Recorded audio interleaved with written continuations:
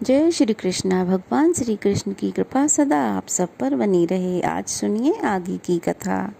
मुनि बोले, हे देव, भगवान की यह कथा सुनने से हमें तृप्ति नहीं होती। आप पुनः परम गोपनीय रहस्य का वर्णन कीजिए। अनंत वासुदेव की कृपा का आपने भली भांति वर्णन नहीं किया। अब हम उसी को सुनना चाहते हैं। आप विस्तार पूर्वक बताइए। ब्रह्मा जी ने कहा, हे मुनिवरों, अनंत वासुदेव का महात्म्य सार से भी अधिक सारवस्त्र है। वह इस पृथ्वी पर दुर्लभ है। हे ब्राह्मणों, आदि कल्प की बात है।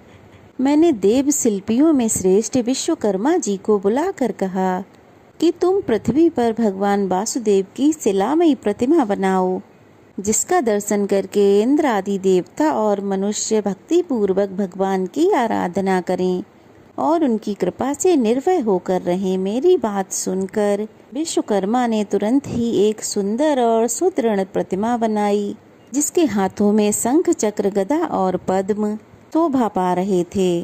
भगवान का वह विग्रह सब प्रकार के शुभ लक्षणों से संपन्न अत्यंत प्रभावशाली था। नेत्र कमल दल के समान विशाल थे। वक्ष स्थल पर श्री वत्स का चिन्ह था। हृदय बनमाला से आवृत हो रहा था। मस्तक पर मुकुट और भुजाओं में अंगद शोभा पाते थे। कंधे मोटे जान पड़ते थे। कानों में कुंडल झिलमिला रहे थे। श्याम अंग पर पीतांबर की अपूर्व शोभा थी। इस प्रकार वह प्रतिमा दिव्य थी। स्थापना का समय आने पर स्वयं मैंने ही गुण मंत्रों द्वारा उसे स्थापित किया। उस समय देवराज इंद्र स्वयं ऐरावत पर सवार होकर समस्त देवताओं के साथ मेरे लोक में आए। उन्होंने स्नान, दान आदि के द्वारा भगवान की प्रतिमा को प्रसन्न किया और उसे लेकर वे अपनी अमरावतीपुरी में चले गए। वहां इंद्र भवन में उन्होंने उसे पधराकर मन, वाणी और शरीर को संयम में रखते हुए दीर्घ काल तक भगवान की आराधना की। उन्हीं की कृपा से व्रत और निमुची आदि क्रूर राक्षसों का संहार करके तीनों लोकों का राज्य भोगा। द्वितीय युग त्रेता युग आने पर महापराक्रमी राक्षस राज रावण बड़ा प्रतापी हुआ। उसने 10,000 वर्षों तक निराहार और जितेंद्रिय रहकर कठोर व्रत का पालन करते हुए बड़ी भारी तपस्या की, जो दूसरों के लिए बड़ी कठिन थी। उस तपस्या से संतुष्ट होकर मैंने रावण को वरदान दिया कि तुम्हें संपूर्ण देवताओं, दैत्यों, नागों और राक्षसों में से कोई नहीं मार सकेगा। सांप के भयंकर से भयंकर प्रहार से भी तुम्हारी मृत्यु नहीं होगी। तुम यमदूतों से भी अवध्य रहोगे। ऐसा वर पाकर वह राक्षस संपूर्ण यक्षों और उनके राजा धनाध्यक्ष कुबेर को भी परास्त करके इंद्र को भी जीतने के लिए तत्पर हुआ।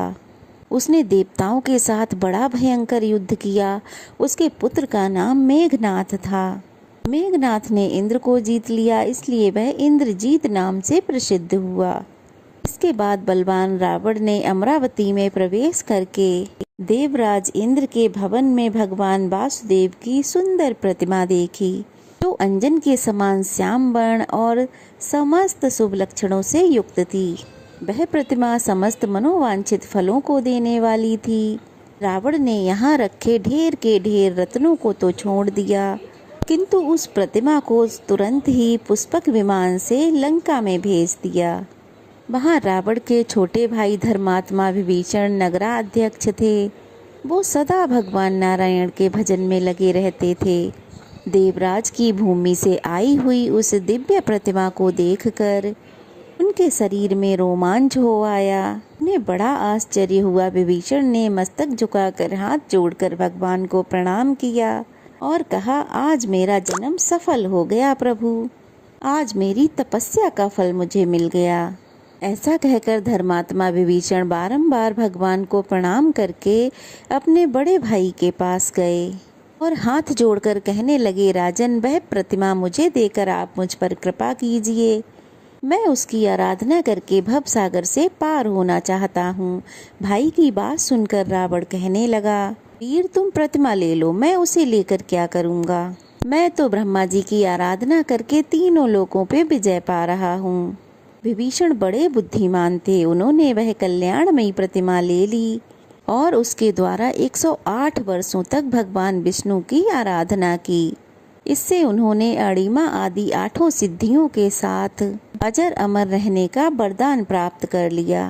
रावण बड़ा क्रूर राक्षस था। उसने देवता, गंधर्व, किन्नर, मनुष्य, मुनि और सिद्धों को भी युद्ध में जीतकर उनकी पत्नियों को हर लिया, उनको लंका में लाकर रखा। फिर सीता जी पर भी मोहित होकर उनको हर के लंका में लाने का प्रयास किया।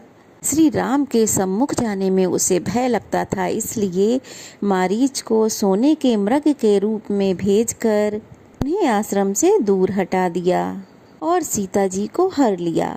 इसका पता लगने पर लक्ष्मण सहित श्री राम को बड़ा क्रोध आया। उन्होंने रावण को मार डालने का निश्चय किया और इस काम में उनकी सहायता की सुग्रीव ने। सुग्रीव का बाली के साथ बैर था, इसलिए श्री राम ने बाली को मारकर सुग्रीव को किष्किंधा के राज्य पर अभिषिक्त कर दिया और अंगद को युवराज बनाया। फिर हनुमान, नल, नील, जामवंत, असंख्य महाबली वानरों के साथ भगवान श्री राम ने लंका की यात्रा की। उन्होंने समुद्र में बड़ी बड़ी चट्टानें डालकर पुल बंधाया और विशाल सेना के साथ समुद्र को पार कर लिया। रावण ने राक्षसों को साथ लेकर भगवान श्री राम के साथ घोर युद्ध किया।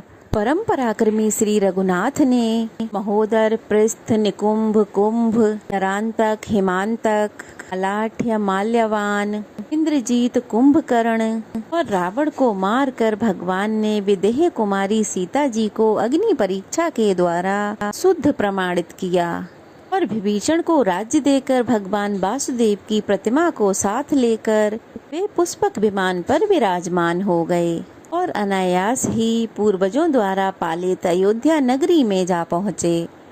भक्त वत्सल श्री रघुनाथ जी ने अपने दोनों छोटे भाई भरत और शत्रुघ्न को अलग अलग राज्यों पर अभिषिक्त किया और खुद सम्राट की तरह समस्त भूमंडल के राज्य पर आसीन हो गए। उन्होंने अपने पुरातन श्री विष्णु जी की उस प्रतिमा का आराधन करते हुए समुद्र पर्यंत पृथ्वी का 11,000 वर्षों तक पालन किया। इसके बाद वे अपने वैष्णव धाम में प्रवेश कर गए। उस समय श्री राम जी ने वह प्रतिमा समुद्र को दे दी और कहा, अपने जल और रत्नों के साथ तुम इस प्रतिमा की भी रक्षा करना। द्वापर युग आने पर जब जगदीश्वर भगवान विष्णु पृथ्वी की प्रार्थना से कंस आदि का वध करने के लिए बलभद्र जी के साथ वसुदेव जी के कुल में अवतरित हुए, उस समय नदियों के स्वामी समुद्र ने उस परम दुर्लभ पुरुषोत्तम क्षेत्र में सभी लोगों का हित करने के लिए उस प्रतिमा को प्रकट किया, जो संपूर्ण मनोवांछित फलों को देने वाली थी। तब से उस मुक्तिदायक क्षेत्र में ही देवाधिदेव अनंत वासुदेव विराजमान हैं, जो मनुष्यों की समस्त कामनाएं पूर्ण करने वाले हैं। जो लोग मन, वाणी और क्रिया द्वारा सदा सर्वेश्वर अनंत वासुदेव की भक्ति पूर्वक शरण लेते हैं, वे परम पद को प्राप्त होते हैं। भगवान अनंत का एक बार दर्शन, भक्ति पूर्वक पूजन और प्रणाम करके मनुष्य राजसु यज्ञ और अश्वमेघ यज्ञों का फल प्राप्त करता है।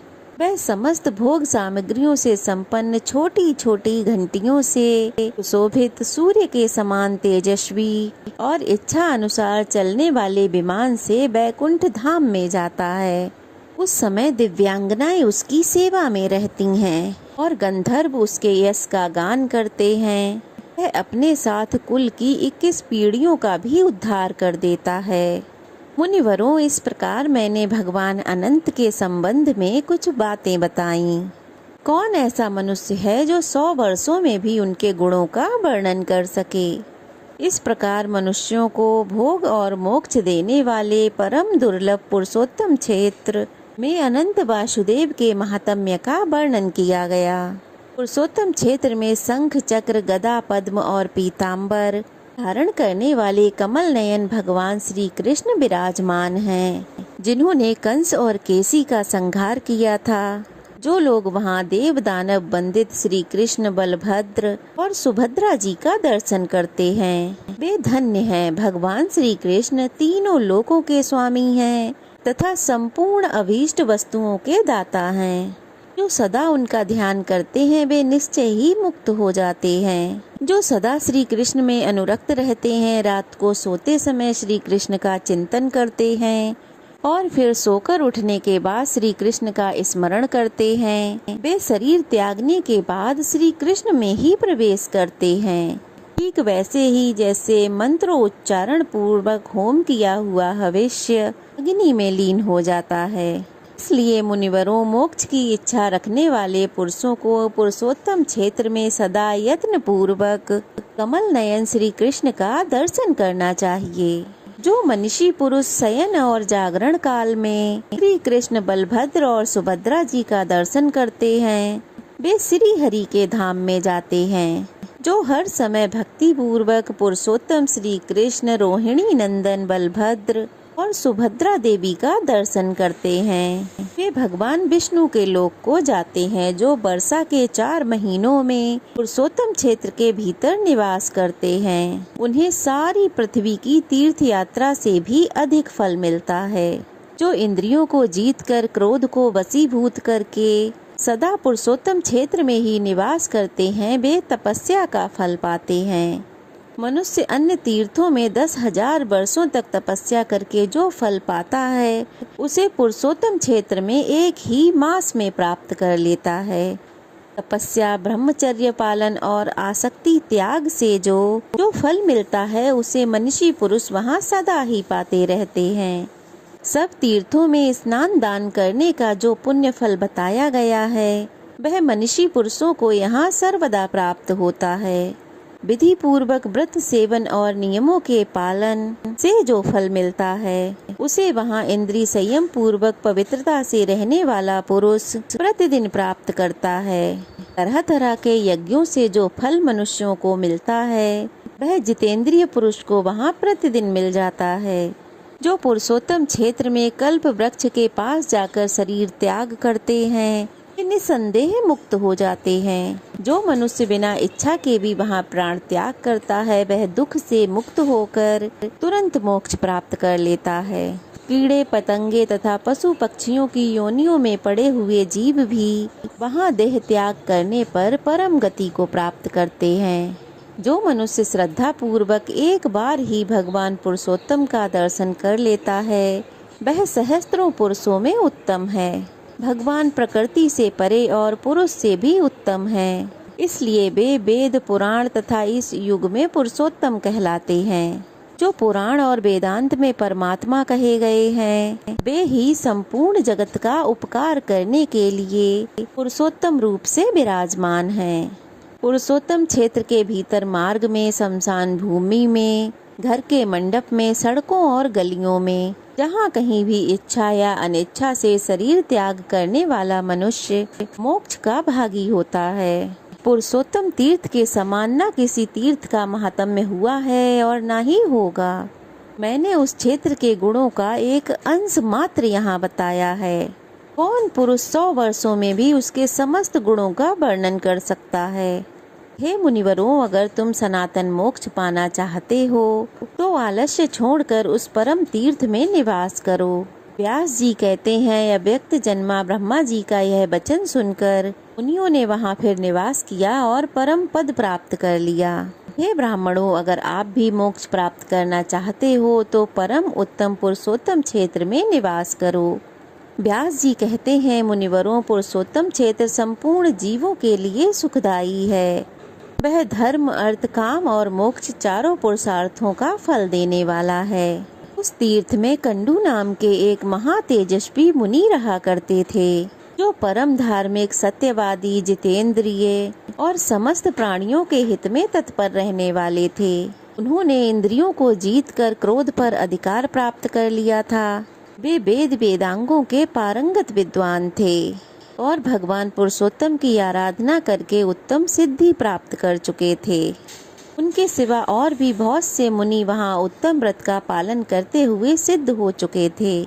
मुनियों ने पूछा, हे साधु शिरोमणे, कंडू कौन थे और उन्होंने वहाँ किस प्रकार परम गति प्राप्त की? हम उनका चरित्र सुनना चाहते हैं, कृपया बताइए। तब व्यास जी कहने लगे, हे मुनीश्वरों, कंडू मुनि की कथा बड़ी ही मनोहर है। मैं संक्षेप से ही कहूँगा, सुनो। गोमती नदी के परम मनोरम एकांत तट पर, जहाँ कंद मूल फल संविदा पुष्प कुश आदि की अधिकता थी, वहाँ कंडू मुनि का आश्रम था। वहाँ सभी ऋतुओं के फल और फूल सुलभ थे। केलों का बगीचा उस आश्रम की शोभा बढ़ा रहा था। वहाँ कंडू मुनि ने व्रत उपवास नियम स्नान मौन और संयम के द्वारा बड़ी भारी और अद्भुत तपस्या की। उन्होंने गर्मी के मौसम में पंचाग्नि का ताप सहा, वर्षा में खुली बेदी पर सोते और हेमंत ऋतु में भीगे वस्त्र धारण करके कठिन तपस्या किया करते थे।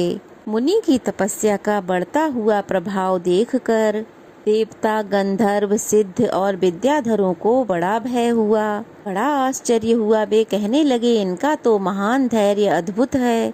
इनकी कठिन तपस्या नितांत आश्चर्यजनक है। ऐसी कठिन तपस्या तो आज तक किसी ने नहीं की। उन्हें तपस्या में लीन देखकर इंद्र सहित सभी देवता उनके भय से व्याकुल होकर आपस में परामर्श करने लगे। वे उनकी तपस्या में विघ्न डालना चाहते थे। त्रिभुवन के स्वामी इंद्र देवताओं का अभिप्राय जानकर एक सुंदरी अप्सरा से कहने लगे, प्रमलोचे, तुम शीघ्र ही कंडू मुनि के आश्रम में जाओ। मुनि वहाँ तपस्या कर रहे हैं। उनकी तपस्या में विघ्न डालने के लिए ही तुम्हें वहाँ भेजा जाएगा। सुंदरी, तुम जल्दी ही जाकर उनके मन में क्षोभ उत्पन्न कर दो। तब प्रमलोचा कहने लगी, प्रभु, मैं तो सदा ही आपकी आज्ञा का पालन करती हूँ, परंतु इस कार्य में तो मेरे जीवन का ही संदेह है। मैं मुनिवर कंडू से बहुत डरती हूँ। वे ब्रह्मचर्य पालन में स्थिर हैं, अत्यंत उग्र हैं। उससे भी बढ़कर उनकी तपस्या अत्यंत तेज है। वे अग्नि और सूर्य के समान तेजस्वी हैं। मुझे अपनी तपस्या में विघ्न डालने आई हुई जानकर परम तेजस्वी कंडू मुनि क्रोधित हो उठेंगे और मुझे श्राप दे डालेंगे।